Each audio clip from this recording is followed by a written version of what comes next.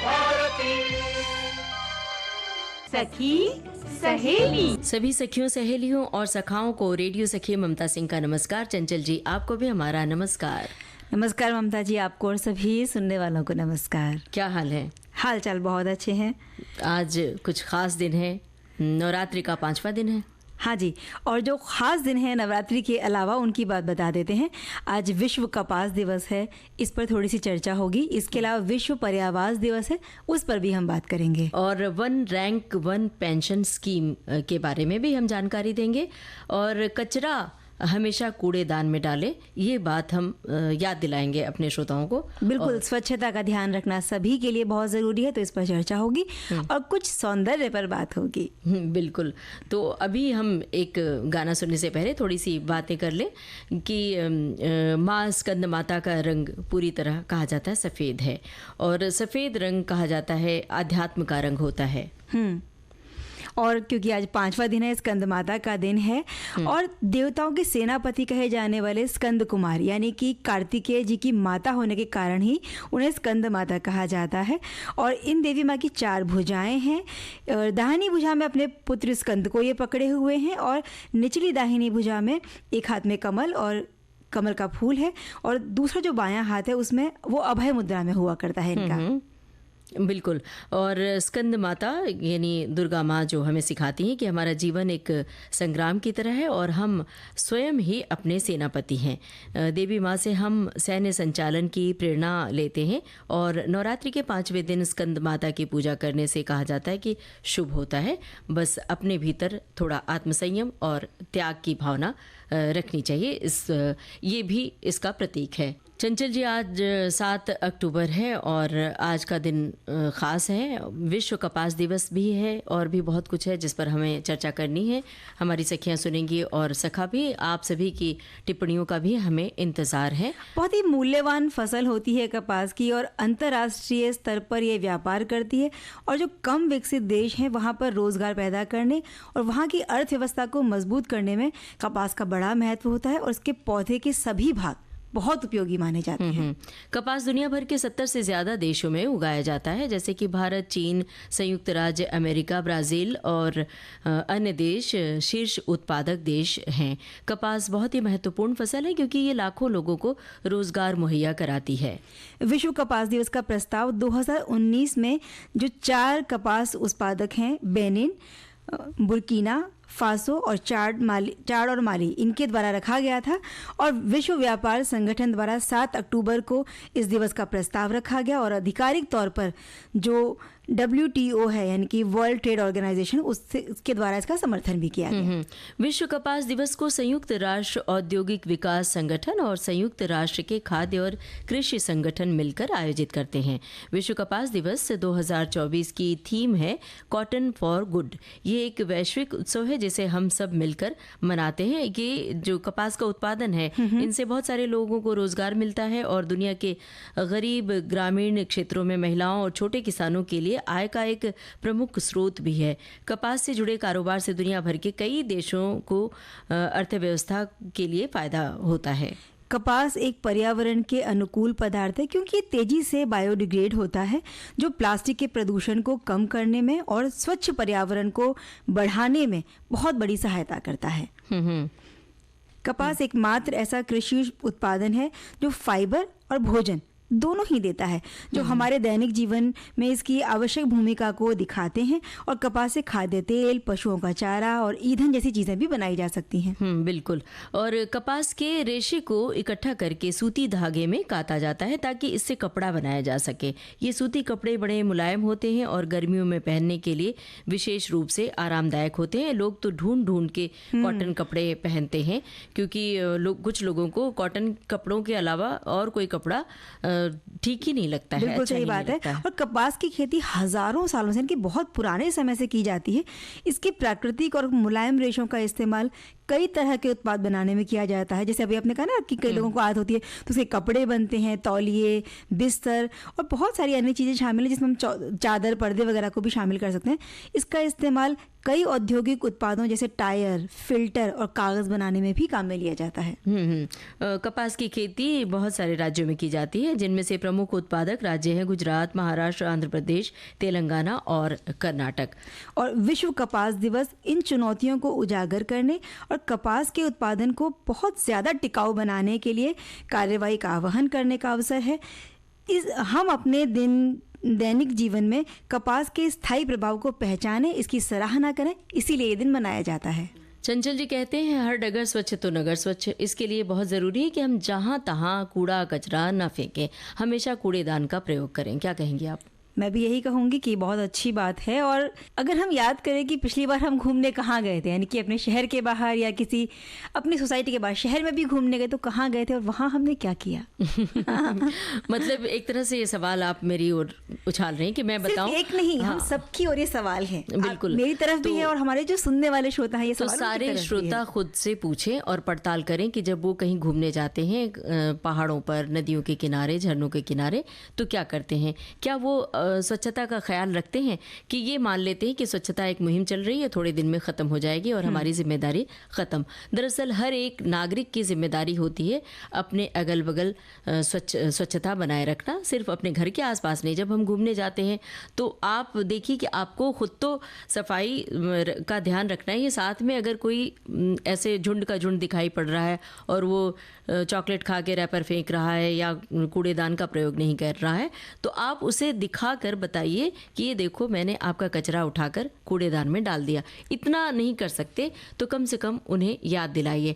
और कई लोग तो ये भी करते हैं कि वहाँ एक सुंदर तरीके से कोई ड्राइंग बना देते हैं, कागज़ पर लिख देते हैं और कहीं ऐसे टांग देते हैं, पत्थर से अटका देते हैं कि यहाँ पर कचरा ना फेंके, कचरे का डब्बा वहाँ पर है।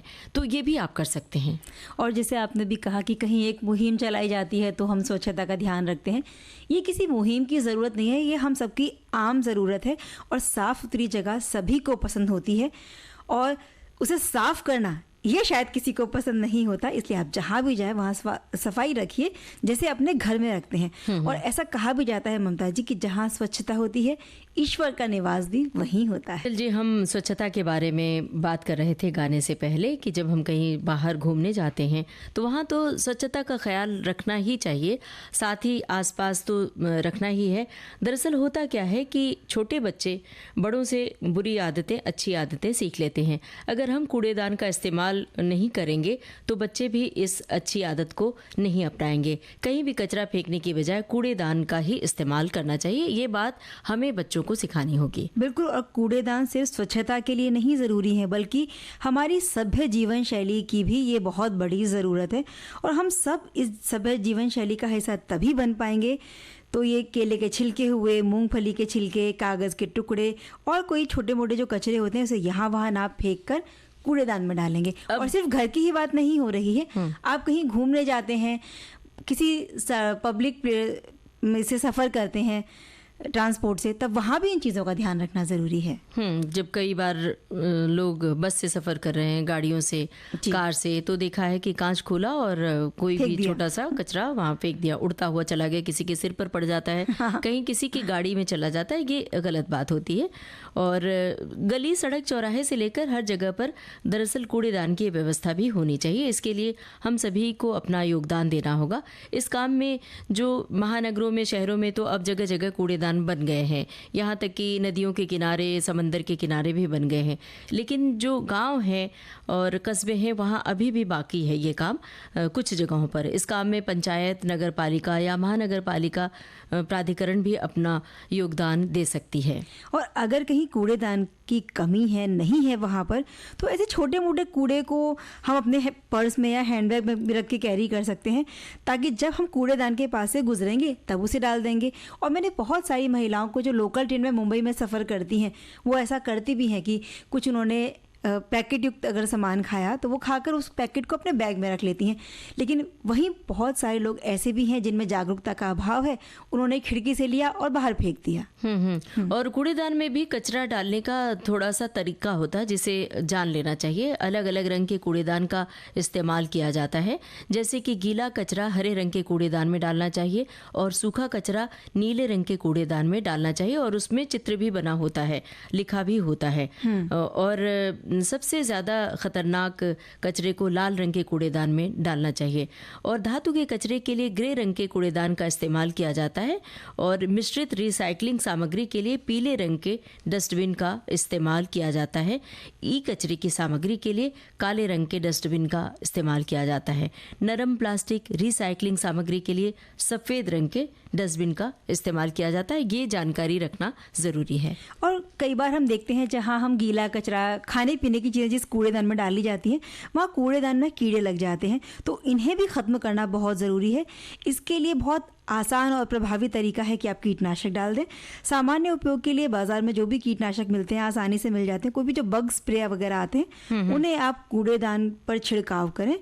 और इतना ही नहीं करना है, इसके अलावा कूड़ेदान पर कीटनाशक का जब छिड़काव कर देंगे तो 30 मिनट के लिए आपको रुकना है ताकि वो जो कीड़े हैं वहाँ से ख़त्म हो जाए, यहाँ वहाँ बिखर जाएं या मर जाएं। तो ये बहुत ज़रूरी प्रक्रिया है और हम सब भी ये संकल्प लें कि सड़कों पर या हमारे आसपास, हमारे घर गली मोहल्ले में भी कभी गंदगी नहीं फैलाएंगे। कूड़ा फेंकने के लिए कूड़ेदान का ही इस्तेमाल करेंगे और ऐसा करके ही हम सभ्य जीवन शैली की मिसाल पेश कर सकेंगे। ममता जी, हम बात जब कर रहे थे स्वच्छता को लेकर, कचरे को लेकर, तो एक बड़ा अच्छा कमेंट आया है, वो मैं पढ़कर सुनाती हूँ। तो कचरा निपटाने के क्या तरीके हैं, इसके बारे में हमारे श्रोता ने लिखकर भेजा है कि उसे ज़मीन में दबाना, जला देना, रिसाइकल करना, कंपोस्ट करना और ऊर्जा उत्पादन करना। कचरा डालने से पहले ये सुनिश्चित करें कि कचरे के जो वर्गीकरण है उसका आप पालन कर रहे हैं और उसका निपटान सही तरीके से कर रहे हैं। और चंचल जी, आप क्या सोच विचार कर रही हैं? श्रोताओं की टिप्पणियों में डूबी हुई हैं, देख रहे हैं। और 7 अक्टूबर जैसे आपने कहा तो मुझे याद आया कि ये पहला सोमवार है अक्टूबर महीने का और पहले सोमवार को मनाया जाता है विश्व पर्यावरण दिवस। यही बात हमारे श्रोताओं ने भी लिखकर भेजी है बहुत सारे। और इसे विश्व आवास दिवस भी कहते हैं। राज्य या कस्बों और शहरों की स्थिति को प्रतिबिंबित करने और सभी को पर्याप्त आश्रय मिले, आवास मिले, ये उनका मूल अधिकार को इसको बढ़ावा मिले, इसीलिए ये दिवस हम मनाते हैं। और ये दिन ऐसे समुदायों को भी बढ़ावा देने के लिए मनाया जाता है जहां लोग फल फूल सकें। टिकाऊ, लचीले, समावेशी शहरों को प्राथमिकता देकर हम ये निर्धारित कर सकते हैं कि हर किसी के पास अपना घर कहने के लिए एक जगह हो। ये निष्पक्ष और टिकाऊ दुनिया की दिशा में एक महत्वपूर्ण कदम है। और ममता जी, इस दिन को मनाने का एक उद्देश्य ये भी है कि वर्तमान पीढ़ी को हमें याद दिलाएं कि भावी पीढ़ी के पर्यावास यानी हैबिटेट के लिए उत्तरदायी हैं वो। और इस दिन को मनाने का उद्देश्य है कि मनुष्य के मूल अधिकारों को पहचाने, उसे पर्याप्त आश्रय दे, सही कस्बों और शहरों की स्थिति में सुधार हम लेकर आएं। शहरों और मानव बस्तियों में बढ़ती असमानता को कम करना बहुत ज़रूरी है। ये दिन दुनिया को ये याद दिलाता है कि हम सभी के पास अपने शहरों और कस्बों के भविष्य को आकार देने की शक्ति और जिम्मेदारी है। और बहुत सालों पहले शहरी क्षेत्रों में विकास काफ़ी हद तक तेज़ हो गया था क्योंकि लोग नौकरियों के तलाश में गांवों को छोड़कर शहरों की तरफ बढ़ गए, क्योंकि निश्चित रूप से ज़्यादा कारखाने, रोज़गार के साधन उन्हें शहरों में ही मिलते थे। तो पिछले कुछ सालों में शहरीकरण का विकास भी बहुत तेज़ी से हुआ है। ममता जी, एक श्रोता ने हमें लिखा भी है, विश्व पर्यावरण दिवस के लिए वार्षिक थीम जो है वो इस तरह से है कि इनमें बेघरों के लिए आश्रय, हमारा पड़ोस, सुरक्षित शहर, शहरी सरकार में महिलाएं, झुग्गी झोपड़ियों से मुक्त शहर और शहरों के लिए जल और स्वच्छता शामिल है। तो ये पिछले कुछ सालों की थीम इन्होंने लेकर भेजी है और लोग आजीविका और अधिक समृद्ध जीवन पाने के लिए शहरों की तरफ बढ़ जाते हैं। आर्थिक केंद्रों के रूप में शहर लगातार बढ़ते जा रहे हैं, लेकिन कभी कभी योजना और पर्याप्त संसाधनों की कमी हम सबके लिए समस्याएं पैदा करती है। ऐसी परिस्थिति में कई शहरी निवासियों के लिए पर्याप्त आवास भी नहीं होते हैं। और एक तरफ जहाँ कुछ लोग बड़े बड़े घरों में शान और शौकत से रहते हैं, वहीं दूसरी तरफ ऐसे लोग भी हैं जिनके पास रहने के लिए एक सुरक्षित घर नहीं है, छत नहीं है। एक सर्वे के मुताबिक पूरी दुनिया में ऐसे लोगों की संख्या तकरीबन 10 करोड़ है जिनके पास घर नहीं है, जबकि 1.6 अरब लोग बेहद बदहाल स्थिति में रह रहे हैं। और विश्व भर में झोपड़पट्टी में रहने वाले निवासियों की संख्या में भी बढ़ोतरी हो रही है। आपको पता होगा कि मुंबई जैसे महानगर में भी एक बहुत बड़ी संख्या में लोग झोपड़ियों में रहते हैं, चौल में रहते हैं। और यहाँ की जो कहा जाता है कि एशिया की सबसे बड़ी झोपड़पट्टी है वो है यहाँ धारावी एक जगह है, वहाँ पर लोग छोटे छोटे घरों में, छोटी छोटी झोपड़ियों में रहते हैं। लेकिन ऐसी ही जगह पर बहुत मतलब लोग इतने ज़्यादा मेहनती होते हैं कि वहाँ पर चमड़े के उद्योग से अपनी आजीविका चलाते हैं। मतलब चमड़े के तमाम सामान ले आते हैं, जैसे बैग, पर्स, वहाँ पर बेचते हैं, जिससे उनकी आजीविका भी चलती है। और एक तरफ जहाँ लोग बड़े घरों में शान शौकत से रहते हैं, जैसे आपने कहा, तो इस बात पर एक कमेंट आया है कि हम सभी लोगों के लिए एक जगह समावेशी, सुरक्षित, लचीले और टिकाऊ मानव बस्तियों का निर्माण करने का संकल्प लेना बहुत ज़रूरी है। ममता जी, जो ये आवास की समस्या है, इसका समाधान करने के लिए 1985 में संयुक्त राष्ट्र ने प्रत्येक वर्ष के अक्टूबर के पहले सोमवार को पर्यावास दिवस मनाने के लिए एक प्रस्ताव रखा और इसे पारित किया। संयुक्त राष्ट्र हर साल इस दिन के लिए एक ख़ास थीम भी जारी करता है, जिसके जरिए हर आम आदमी के जीवन में मूलभूत चीज़ों का अभाव ना हो, इसके लिए प्रयास किए जाते हैं। और इस वर्ष यानी 2024 में जो पर्यावास दिवस है, इसकी थीम है बेहतर शहरी भविष्य बनाने के लिए युवाओं को शामिल करना। इस दिन को मनाने का मकसद तेज़ी से बढ़ रहे शहरीकरण की चुनौतियों से निपटने के लिए युवाओं की सक्रिय भागीदारी को बढ़ाना है, ताकि नई पीढ़ी को शहरी वर्तमान और भविष्य की योजना बनाने में भी हम शामिल कर सकें। विश्व पर्यावास दिवस पहली बार 1986 में नैरोबी, केन्या में मनाया गया था, जिसका विषय था शेल्टर इज़ राइट और पर्यावास मेरा अधिकार है। इस योजना में, इस मुहिम में युवाओं को भी जोड़ा गया है, ताकि युवा इस ओर आगे कदम बढ़ा सके। और इसके पीछे एक कारण और है। विश्व पर्यावास दिवस तीव्र शहरी विकास की चुनौतियों से निपटने के साथ साथ टिकाऊ शहरीकरण में युवाओं के योगदान का जश्न मनाने का एक अनूठा अवसर भी है। और इस महत्वपूर्ण दिन का एक आकर्षण है हैबिटेट स्क्रॉल ऑफ ऑनर पुरस्कार, जिसे 1979 में संयुक्त राष्ट्र मानव बस्तियों के कार्यक्रम के लिए किया गया था। और ये दुनिया का सबसे प्रतिष्ठित मानव बस्तियों के पुरस्कार माना जाता है। और इसका उद्देश्य मानव बस्तियों और शहरी जीवन की गुणवत्ता को विकसित करने और उनको सुधारने जैसे क्षेत्रों में उत्कृष्ट कार्य करने के लिए मान्यता देता है। एक श्रोता ने टिप्पणी की है, इस दिवस का उद्देश्य है दुनिया को ये याद दिलाना कि हम सभी के पास अपने शहरों और कस्बों के भविष्य को आकार देने की शक्ति है और हमारी जिम्मेदारी भी बनती है।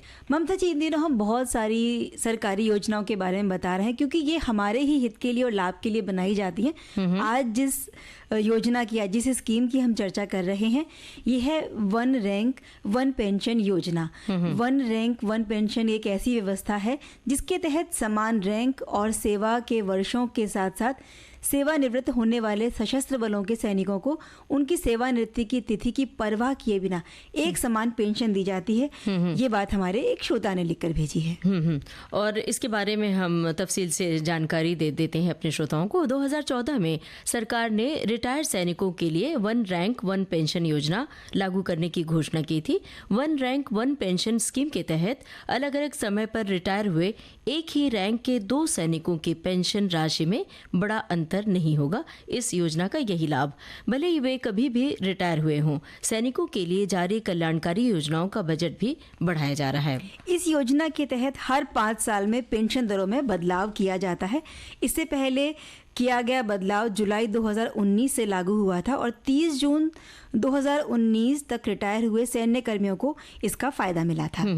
थल सेना, नौसेना, वायुसेना के अधिकारियों की पेंशन राशि में OROP योजना के तहत पेंशन और पारिवारिक पेंशन में रैंकवार पेंशन बदलाव किया गया है, जो 1 जुलाई 2024 से लागू की गई है, प्रभावित हुई है। इस योजना के तहत आने वाले सभी रक्षा कर्मियों, सेवानिवृत्त या सेवानिवृत्ति के बाद जिनकी मृत्यु हो चुकी है, उन सभी रक्षा पेंशन भोगियों और उनके परिवार पेंशन भोगियों के लिए रैंक के अनुसार पेंशन में संशोधन किया गया है। और इस पेंशन में जो संशोधन किया गया 1 जुलाई 2024 से उसमें बढ़ोतरी की गई है। और ये भी बता दें कि जो सैनिक 2006 से पहले रिटायर हो चुके हैं और जो अब रिटायर होंगे, उन सभी को एक समान पेंशन मिलेगी। OROP का मतलब ये है कि एक ही रैंक से रिटायर होने वाले अफसरों को एक जैसी ही पेंशन दी जाएगी। यानी 1990 में रिटायर हुए कर्नल जो आज रिटायर होने वाले कर्नल के समान ही पेंशन मिलेगी। इस योजना से लगभग 3 लाख रिटायर्ड सैनिकों को फायदा होगा। इस योजना के तहत मिलने वाली राशि का भुगतान 4 किश्तों में किया जाएगा।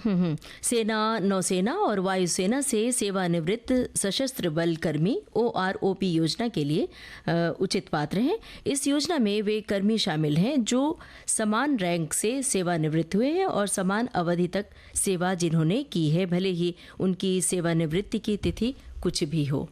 एक कमेंट आया है इस योजना के बारे में। हमारे श्रोता ने लिखा है कि 1 रैंक 1 पेंशन एक ऐसी व्यवस्था है जिसके तहत समान रैंक और समान अवधि के साथ सेवानिवृत्ति होने वाले सशस्त्र बलों के कर्मचारियों को समान पेंशन दी जाती है। एक बार जो नाता जुड़ जाए भाई तो कभी टूटे ना, यही तो शुभकामना हम सब करते हैं। यही तो रिश्तों की अहमियत होती है। जब रिश्ते जुड़ते हैं तो यही कामना करते हैं कि कभी वो टूटे ना, लेकिन उसके लिए रिश्तों में जान डालने के लिए अपनी ओर से पहल करना भी ज़रूरी होता है, अपनी ओर से कोशिश करना भी। जैसे कि अगर आप चुपचाप खामोश सी बैठी थी तो मैंने आपसे पूछा ना कि क्या हाल चाल है तो फिर आप भी एकदम चहक के जवाब दिया आपने, है ना। और रिश्तों को जोड़ने के लिए समय समय पे जो त्योहार आते हैं, उत्सव आते हैं, वो भी एक बड़ा माध्यम होते हैं। जैसे इन दिनों गरबा उत्सव चल रहा है और गरबा करने जब महिलाएं जाती हैं, यहाँ तक कि पुरुष भी जाते हैं, तो बड़े बन ठन के जाते हैं और हर महिला में होड़ लगी रहती है कि हमें सबसे सुंदर दिखना है, हमें सबसे बेहतर दिखना है। और इस चक्कर में बहुत सारा समय चला जाता है